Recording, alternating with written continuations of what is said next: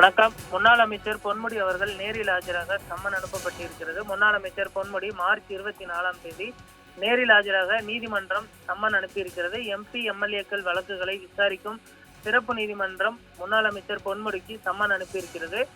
சைவ வைணவ மதங்களை அவமதிக்கும் வகையில் பேசியதாக பொன்முடி மீது இந்த வழக்கு தொடரப்பட்டிருக்கிறது. பொன்முடி மீது வழக்கு பதிவு கோரி உமா ஆனந்தன் தொடர்ந்த வழக்கில் சென்னை ஜார்ஜ் டவுன் சிறப்பு நீதிமன்றம் மார்ச் 24 அன்று நேரில் ஆஜராக உத்தரவிட்டிருக்கிறது. சைவ வைணவ சமயங்கள் மற்றும் பெண்கள் குறித்து சர்ச்சை கருத்து தெரிவித்த தொடர்பாக பாஜக கவுன்சிலர் தாக்கல் செய்த வழக்கு வரும் மார்ச் 23 நேரில் ஆஜராகும்படி முன்னாள் அமைச்சர் பொன்முடிக்கு சென்னை நீதிமன்றம் சம்மன் அனுப்ப உத்தரவிட்டுள்ளது. சென்னையில் 2025 ஏப்ரல் மாதம் நடந்த நிகழ்ச்சி ஒன்றில் பேசிய முன்னாள் அமைச்சர் பொன்முடி சைவ வைணவ சமயங்கள் குறித்தும் பெண்கள் குறித்தும் சர்ச்சைக்குரிய வகையில் பேசியிருந்தார்.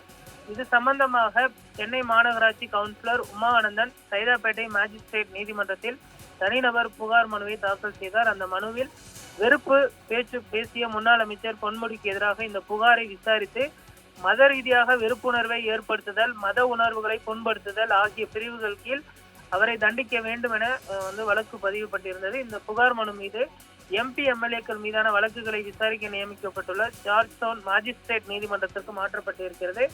நீதிமன்றம் சார்பில் வழக்கு இன்று விசாரணைக்கு வந்த பொழுது வரக்கூடிய 24 நேரில் ஆஜராகுமாறு பொன்முடிக்கு சம்மனானது அனுப்பப்பட்டிருக்கிறது.